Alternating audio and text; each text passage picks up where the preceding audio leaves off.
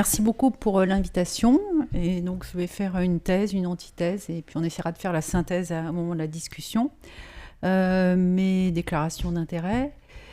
AVC et FA, en fait, 2 épidémies en expansion. Il faut s'attendre à des décennies un peu compliquées dans le futur. L'AVC, c'est 1 personne sur 4 après 25 ans. La FA, c'est 1 personne sur 3 après 55 ans. Et assez souvent, c'est la même personne. C'est plus souvent une patiente qu'un patient, d'ailleurs. Il y a des facteurs de risque communs. Et quand on a un accident vasculaire cérébral et une fibrillation atriale, dans un certain nombre de situations, même le plus souvent, la FA est la cause de l'infarctus cérébral. Et puis des fois, c'est un peu plus compliqué que ça et on est amené à interroger la problématique du lien de causalité. Et donc pour commencer sur la première partie, y pense-t-on trop ? Avant d'aller sur la problématique de dépistage, je vais interroger le lien de causalité qu'on peut avoir quand finalement on identifie chez un patient un accident ischémique cérébral et une fibrillation atriale. Alors l'accident ischémique cérébral, en fait, derrière l'accident ischémique cérébral, c'est des causes multiples, c'est un patchwork de causes. Donc le cœur, c'est 20% des cas, c'est plutôt la FA, mais on a également la maladie des grosses artères, l'athérosclérose, la maladie des petites artères cérébrales, c'est quasiment aussi fréquent. Tout un tas de causes rares qui ne sont pas si rares que ça, qui sont par exemple les dissections. Voilà. Et puis, 1 fois sur 4, on ne trouve pas d'explication. Et ce qui nous arrive de temps en temps, finalement, on a la VSA, on a la FA, et puis de temps en temps, on peut trouver une autre chose. Et ça, c'est par exemple illustré dans cette série, qui est une série de 3000 patients, des patients qui arrivent à l'hôpital, qui ont une FA, qui sont anticoagulés, qui font un infarctus cérébral. Eh bien, dans 25% des cas, on arrive à trouver autre chose, qui est par exemple de l'athérosclérose ou une maladie des petites artères. Eh bien, donc, comment on fait finalement pour dire est-ce que la FA est coupable ou est-ce qu'elle n'est pas coupable ? Donc, pour illustrer ça, j'ai 3 vignettes cliniques. C'est une observation commune au départ. C'est un patient de 73 ans, il a une FA, il fait un infarctus cérébral, il a une hémiparasie gauche. Donc, ça lui fait un chasse vasque assez significatif. Et puis, je vais vous mettre 3 hypothèses de bilan complémentaires. Première hypothèse, deuxième hypothèse, troisième hypothèse. Donc en bas, vous voyez, il y a des infarctus un peu partout, territoire carotidien vertébro-basilaire, il y en a même dans le rein, donc c'est probablement embolique, c'est probablement la FA. À côté, vous voyez un infarctus cérébral, c'est toujours un infarctus, mais c'est profond. Et puis le malade, il a des hypersignaux à substance blanche, des microsaignements, donc il a une maladie des petites artères cérébrales. Et au-dessus, vous voyez, il a toujours sa FA, mais en plus, il a une sténose athéromateuse sévère de la sylvienne. Il a que des infarctus dans le territoire de sa sylvienne. Et donc, dans ces cas-là, c'est plutôt sa sténose athéroscléreuse. Donc, systématiquement, on doit, chez ces patients, s'interroger sur le lien de causalité. Et même s'ils ont la FA, on pense à la FA, mais on pense à autre chose et il faut chercher obstinément une autre cause. Alors comment on s'en sort finalement ? On s'en sort en essayant de réfléchir avec le phénotype neurologique. Alors on avait une ancienne classification qui s'appelait la classification TOS, qui était assez imparfaite parce que dès qu'on trouvait 2 causes, on ne savait vraiment pas quoi en faire. Maintenant on a une autre classification qui s'appelle la classification ASCOD, qu'on recommande vraiment en neurologie vasculaire, puisque finalement pour chaque cause, on va dire si celle-là elle est complètement absente, elle est probablement causale ou possiblement causale. Et donc on va avoir des associations de causes qui vont être mieux mise en évidence avec éventuellement des implications thérapeutiques. Alors ensuite, je passe à la question d'après, qui est celle du dépistage de la FA. Donc on sait qu'on a plein d'outils pour dépister la FA aujourd'hui, quand les malades sont à l'hôpital, quand ils sortent de l'hôpital, et finalement, est-ce qu'on n'en fait pas trop pour trouver ces fibrillations atriales après un accident ischémique cérébral. Donc ça nous permet de soulever 2 questionnements autour de thèmes qui sont finalement quelle valeur de cette FA qu'on trouve après l'AVC ? Est-ce que c'est la même que celle qu'on trouve avant ? Et quid de ces FA infracliniques que vous connaissez beaucoup mieux que moi ? Donc si on reprend une revue de la littérature qui était parue il y a pas très très longtemps et qui compilait en fait toutes les études où on recherchait la FA après un accident ischémique cérébral, ces 50 études, ce qu'on sait c'est que plus on la cherche, plus on la trouve après un accident ischémique cérébral. Donc là, c'est une modélisation où il y avait 4 étapes. Une première étape, c'est à l'hôpital avec le CG. Une deuxième étape, on en fait un peu plus à l'hôpital. Après, on fait un holter et puis après, on va tout au bout jusqu'au moniteur implantable. Première étape, on en trouve un peu. Deuxième, un peu plus. Troisième, encore plus. Et puis, si on va jusqu'au bout des investigations, c'est finalement dans ces accidents sans cause, c'est finalement près de 25% des patients chez qui on va identifier une FA après l'accident vasculaire cérébral. Alors, et on sait avec l'étude Cristal que plus on investigue et plus on investigue longtemps, là on voit le schéma de détection de ces FA infracliniques, et bien plus on va en trouver. Donc on en trouve beaucoup des FA après l'AVC de cause inconnue. Alors ces FA infracliniques, moi je ne vais pas vous expliquer ce que c'est, puisque c'est vous qui nous avez expliqué ce que c'était. Donc on pensait bien qu'il y avait des FA cachés, et donc il y a ce concept de fibrillation atriale infraclinique, sur lesquels on se penche depuis une dizaine d'années quand elles surviennent après l'accident vasculaire cérébral. Et puis finalement, il y a eu cette étude qui date d'une dizaine d'années, que vous connaissez très très bien, qui nous a appris que ces FA infracliniques, quand on les détectait chez des malades qui avaient des pacemakers, etc., finalement, ces malades, de temps en temps, même un peu plus que la population générale, ils faisaient des infarctus cérébraux. Alors finalement, cette FA qu'on va découvrir après l'AVC, est-ce qu'elle a la même valeur en termes d'implication de causalité, de lien avec l'infarctus cérébral par rapport aux patients qui sont avec une FA qui était connue? Eh bien là, vous avez les courbes de risque d'infarctus cérébral. Il y a 3 populations, les patients qui sont en rythme sinusal, les patients qui avaient une FA connue, et puis entre les deux, vous avez les patients chez qui on a détecté une FA dans les suites de l'accident vasculaire cérébral. Donc on voit bien qu'ils sont à risque intermédiaire et qu'ils ont également des facteurs de risque en moins.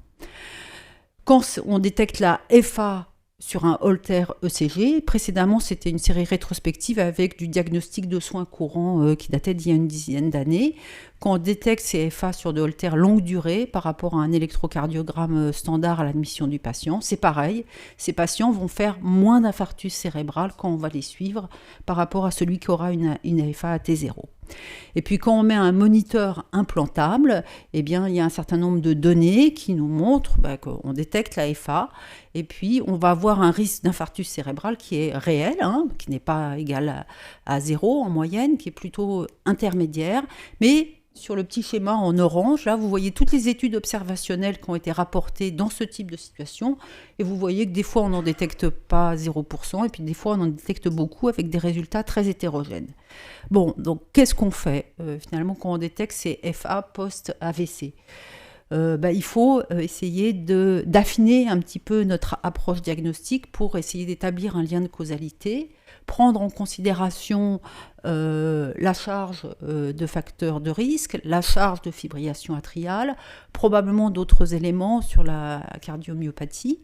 Et il y a un papier tout récent qui est sorti dans Lancet Neurology où il propose un espèce de score prenant en compte à la fois la charge de fibrillation atriale.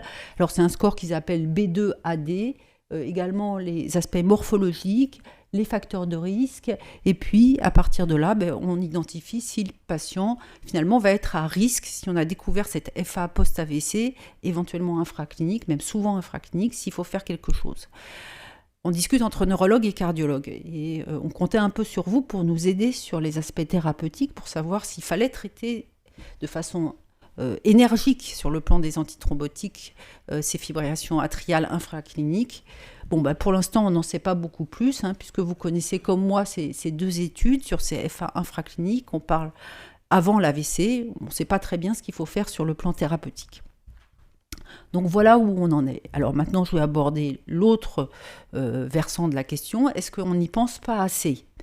Ce qui revient à poser la question, est-ce qu'on dépiste de façon insuffisante ? Est-ce que ces outils, on les utilise de façon pertinente ? Est-ce qu'on les déploie ? Alors la communauté neurologique incite à le faire. On a des recommandations. Là, c'est les recommandations de l'European Stroke Organization et c'est les recommandations de la Société française de neurovasculaire. Avec l'idée, on dépiste jusqu'au bout la fibrillation atriale et on se donne tous les moyens pour le faire. Alors, est-ce qu'on est convaincu qu'il faut le faire ? on était plutôt convaincus, puisqu'on a eu les résultats ce qu'on appelle les ESUS, vous savez, ces infarctus cérébrales sans cause, présumés emboliques. On s'est dit, on va résoudre le problème, on ne va pas trouver la FA, mais on va anticoaguler tout le monde. Puis tous ces essais sont négatifs. Donc finalement, la FA, il faut vraiment qu'on essaye de la trouver. Alors, est-ce que les neurologues veulent la trouver ? Donc, on a fait une enquête de la Société française de neurovasculaire. Et vous voyez les points qui étaient positifs, c'était que les neurologues ont vraiment envie, à plus de 90%, de dépister la FA. Mais en pratique, ils se trouvent confrontés à un certain nombre de difficultés, finalement, avec des outils qui sont assez peu déployés dans nos unités. On manque de télémétrie, on manque d'interface aussi pour les holters longue durée, on manque d'interface également pour dépister, finalement, avec des moniteurs implantables. Voilà, donc c'est pour ça qu'on a essayé de faire des préconisations qui sont communes à la SCFNV et la Société française de cardiologie et qui devraient prochainement sortir, donc pour essayer d'inciter et de voir comment on pouvait se mettre d'accord pour dépister. Alors, est-ce qu'on dépiste pas assez, trop ? Alors, dans le sens inverse, nous, comme neurologues vasculaires, quand on trouve une sténose athéromateuse, on a souvent tendance à ne pas faire beaucoup plus que l'évaluation initiale à la recherche de la FA. Mais en fait, on a probablement tort de ne pas considérer ces patients comme les autres avec suspicion de FA. Ça, l'étude Stroke AF, chez des patients qui ont un infarctus cérébral, qui ont de l'athérosclérose. Eh bien, quand on implante un monitoring pour détecter la FA, eh bien, on en trouve plus chez eux que finalement chez les patients qui sont également en standard de traitement. Donc, c'est des dépistages assez intensifs. Si on doit les faire, il faut les faire aussi chez les patients qui sont athéromateux. Et pour terminer, autre question, n'y pense-t-on pas assez sur le plan thérapeutique ? C'est-à-dire, est-ce qu'on, finalement, la FA est suffisamment traitée pour prévenir l'infarctus cérébral ? Alors, on a quand même beaucoup progressé. J'ai mis comme ça en 1999, c'était dans des unités neurovasculaires, c'était il y a 25 ans. Quand nous, on voyait un patient arriver dans nos unités neurovasculaires, c'était Jean-Louis Mas et Didier Leys, donc Paris et Lille. Ce patient, il avait une FA, il avait une indication à l'anticoagulation, et puis il faisait un infarctus cérébral, et en fait, dans 78% des cas, il arrivait sans anticoagulant. Aujourd'hui, c'est mieux, là, c'est une étude récente qui est sortie sur l'expérience danoise. On arrive sur des taux de patients qui sont de façon plus adaptée sous anticoagulant, même s'il y a des problématiques d'observance. Et la traite-t-on suffisamment ? Je termine avec ce point-là. Finalement, qu'est-ce qui fait qu'on ne va pas mettre en place un traitement anticoagulant sur un patient qui va avoir une indication avec un haut risque thromboembolique ? C'est qu'on a peur qu'il saigne, et on a peur qu'il saigne en particulier dans son cerveau. Donc nous, on appelle ça l'hématophobie, parce qu'on sait que les hémorragies intracérébrales, quand elles surviennent sous anticoagulants, c'est assez dramatique, c'est très grave. Est-ce qu'on a raison de priver ces patients d'anticoagulants est-ce qu'on en fait assez chez eux ? Ça, c'est une étude qui a été faite chez des patients qui ont fait une hémorragie intracérébrale, qui sont sous anticoagulants, et on compare ce qui se passe chez eux. C'est une petite étude pilote quand on arrête les anticoagulants ou quand on les continue. Et en fait, ce qu'on voit en bleu tout en haut, c'est le risque ischémique. Et en rouge, c'est le risque hémorragique. Eh bien, on voit que ces patients, quand on arrête finalement les anticoagulants, sont exposés à un risque très élevé sur le plan du risque ischémique, mais il faut bien prendre en considération probablement la maladie causale sous-jacente. Voilà, donc quelques perspectives pour demain. Peut-être que cette balance bénéfice-risque, elle va changer. En tout cas, aujourd'hui, on a besoin d'identifier au mieux le phénotype de l'infarctus cérébral, d'avoir des approches thérapeutiques qui sont individuelles avec des discussions multidisciplinaires autour de CFA infracliniques, autour de CFA post-AVC et prenant en considération le phénotype de l'AVC. Merci.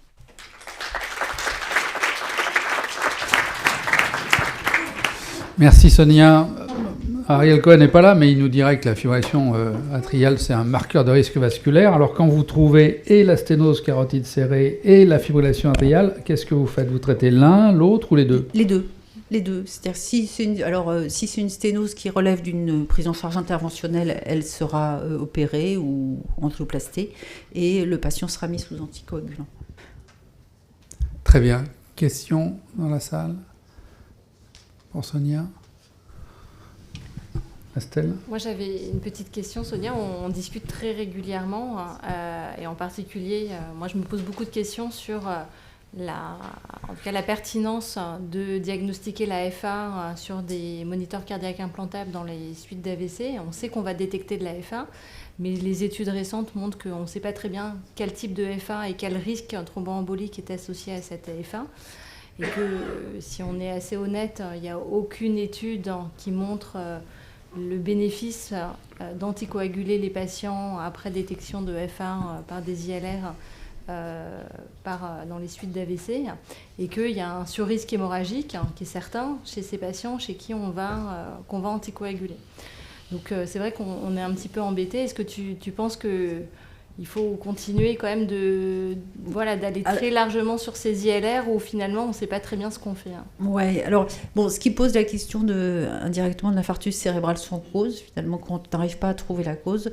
Alors donc déjà moi je pense que ça n'existe pas beaucoup ça en fait. Je pense qu'il y a forcément une cause de l'infarctus cérébral, donc ce qui fait qu'on s'obstine à la trouver. Et je pense qu'on n'a pas d'autre solution aujourd'hui que d'avoir une approche hyper individualisée, prenant en considération le phénotype neurologique, la charge de fibrillation atriale, etc. Ces patients sont quand même à risque un peu intermédiaire. Ils sont entre les deux. Ils sont pas sur le risque du patient qui n'a rien du tout, et ils ne sont pas sur le risque du patient qui a la FA. Donc ils sont entre les deux. Donc au sein entre deux, il faut essayer, en tout cas aujourd'hui à titre individuel, d'identifier ceux qui sont à haut risque par rapport à ceux qui sont à faible risque. Je n'ai pas tellement d'autres solutions pour aujourd'hui.